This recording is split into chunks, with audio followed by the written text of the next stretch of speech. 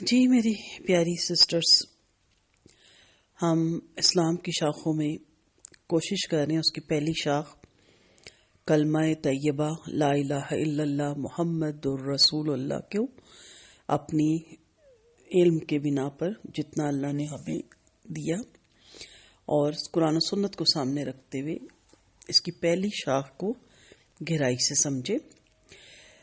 آپ سب کو معلوم ہے کہ انسان دائرہ اسلام میں ایک کلمہ پڑھ کر داخل ہوتا ہے، اور وہ کلمہ کچھ بہت زیادہ بڑا بھی نہیں، صرف چند الفاظ ہیں، لا الہ الا اللہ محمد الرسول اللہ۔ اللہ کے سوا کوئی الہ نہیں، محمد اللہ کے رسول ہیں صلی اللہ علیہ وسلم۔ ان الفاظ کو زبان سے ادا کرتے ہی آدمی کچھ سے کچھ ہو جاتا ہے۔ کتنا بڑا فرق پڑتا ہے، پہلے کافر تھا اب مسلمان ہو گیا، پہلے ناپاک تھا اب پاک ہو گیا، پہلے اللہ کے غضب کا مستحق تھا اب اس کا پیارا ہو گیا، پہلے دوزخ میں جانے والا تھا اب جنت کا دروازہ اس کے لیے کھل گیا۔ اور بات صرف اتنی ہی پر نہیں رہتی، اس کلمے کی وجہ سے آدمی اور آدمی میں بڑا فرق ہو جاتا ہے۔ جو اس کلمے کے پڑھنے والے ہیں وہ ایک امت ہوتے ہیں، اور جو اس سے انکار کرتے ہیں وہ دوسری امت ہوتے ہیں۔ باپ اگر کلمہ پڑھنے والا اور بیٹا اس سے انکار کرتا ہے تو گویا باپ باپ نہ رہے اور بیٹا بیٹا نہ رہے۔ باپ کی جائیداد سے اس بیٹے کو ورثہ نہیں ملے گا، ماں اور بہنیں تک اس سے پردہ کرنے لگیں گی۔ غیر شخص اگر کلمہ پڑھنے والا ہے اور اس کے گھر کی بیٹی پیاتا ہے تو وہ اور اس کی اولاد تو اس گھر سے ورثہ پائے گی، مگر یہ اپنے صلب کا بیٹا صرف اس وجہ سے کہ کلمے کو نہیں مانتا غیروں کا غیر بن جائے گا۔ گویا یہ کلمہ ایسی چیز ہے جو غیروں کو ایک دوسرے سے ملا دیتی ہے اور اپنوں کو ایک دوسرے سے کاٹ دیتی ہے، حتیٰ کہ اس کلمے کا زور اتنا ہے کہ خون اور رحم کے رشتے بھی اس کے مقابلے میں کچھ نہیں۔ اگرچہ یہ کوئی شرعی حکم نہیں ہے کہ کافر بیٹے سے ماں اور کافر بھائی سے بہن پردہ کرے، مگر عملاً ایمانی غیرت رکھنے والی مسلمان خواتین اکثر ایسے بھائیوں اور بیٹوں کا منہ تک دیکھنا پسند نہیں کرتی۔ اب سوچنے والی بات ہے کہ اتنا بڑا فرق کیوں؟ شروع کے اگر آپ نے تقریباً 20 لیکچر ہیں پہلے کلمے پہ، اگر آپ نے سنے ہوں تو انشاءاللہ آپ کو سمجھنے میں آسانی ہوگی، اگر نہیں سنے تو وہ ایڈمن سے لے کے سن لیں۔ اب ذرا اس بات پہ ہم غور کرتے ہیں کہ اتنا بڑا فرق جو آدمی اور آدمی میں ہو جاتا ہے یہ آخر کیوں ہوتا ہے؟ کلمے میں ہے کیا؟ صرف چند حروف ہی تو ہیں، لام، الف، واو، میم، واو، سین، اور ایسے ہی 2-4 حروف ہو رہے ہیں۔ ان حروفوں کو ملا کر اگر منہ سے نکال دیا تو کیا کوئی جادو ہو جاتا ہے کہ آدمی کی کایا پلٹ جائے؟ آدمی اور آدمی میں کیا بس اتنی سی بات سے زمین آسمان کا فرق ہو سکتا ہے؟ آپ ذرا غور کریں، سمجھ سے کام لیں، آپ کی عقل خود جواب دے گی کہ فقط منہ کھولنے اور زبان ہلا کر چند حروف بول دینے کی اتنی بڑی تاثیر نہیں ہوتی۔ بت پرست مشرک تو ضرور سمجھتے ہیں کہ بس ایک منتر پڑھ دینے سے پہاڑ ہل جائے گا، زمین شک ہو جائے گی، چشمے ابلنے لگیں گے، چاہے منتر کے معنی کی کسی کو خبر ہی نہ ہو، کیونکہ وہ سمجھتے ہیں کہ ساری تاثیر بس حروفوں میں ہے۔ وہ زبان سے نکلے اور تلسیمات کے دروازے کھل گئے۔ مگر اسلام میں یہ بات نہیں، یہاں اصل چیز معنی ہے۔ الفاظ کی تاثیر معنوں سے ہے۔ معنی اگر نہ ہو اور وہ دل میں نہ اترے اور ان کے زور سے آپ کے خیالات، آپ کے اخلاق اور آپ کے اعمال نہ بدلیں تو نیرے الفاظ بول دینے سے کچھ بھی اثر نہ ہوگا۔ اس بات کو میں ایک سمپل سی مثال سے آپ کو سمجھاتی ہوں۔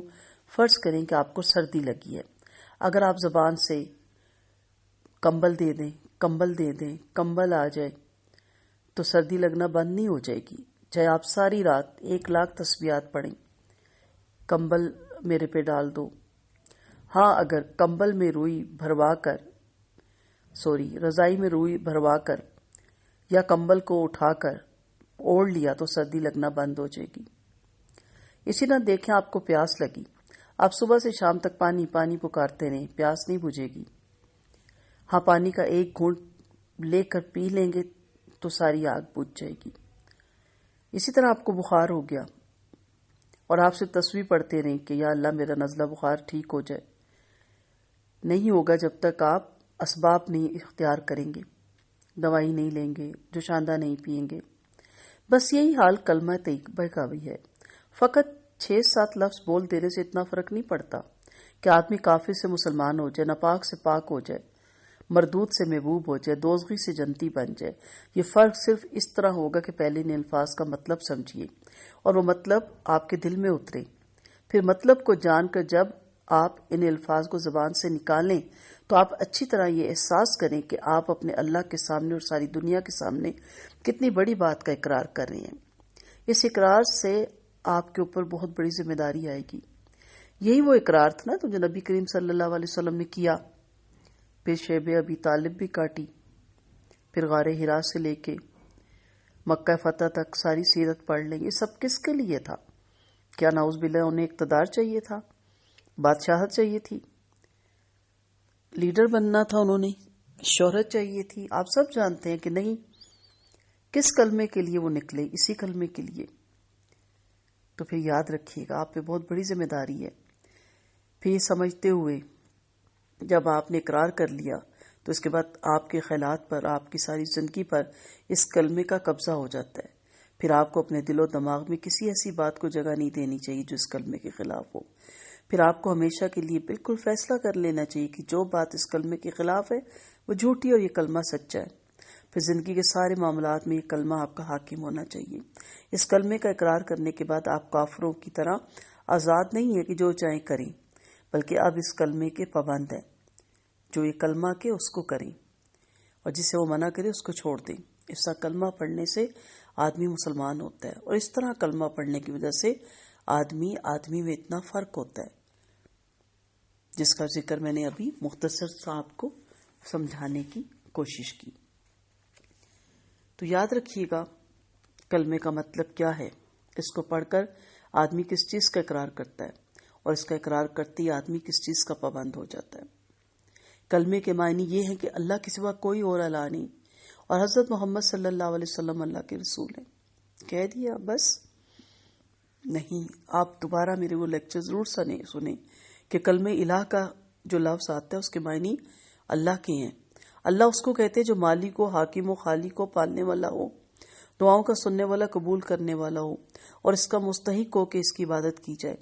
اب جب آپ نے لا الہ الا اللہ کہا تو اس کے معنی یہ ہوئے کہ اول تو آپ نے یہ اقرار کیا کہ دنیا نہ تو اللہ کے بنی ہے، اور نہ ہی ایسا ہے کہ اس کے بہت سے اللہ ہیں، بلکہ دراصل اس کا ایک ہی اللہ ہے، اور وہ اللہ ایک ہی ہے، اور اس ایک ذات کے سوا کوئی اللہ کا حق نہیں رکھتا، خدائی کا حق نہیں رکھتا۔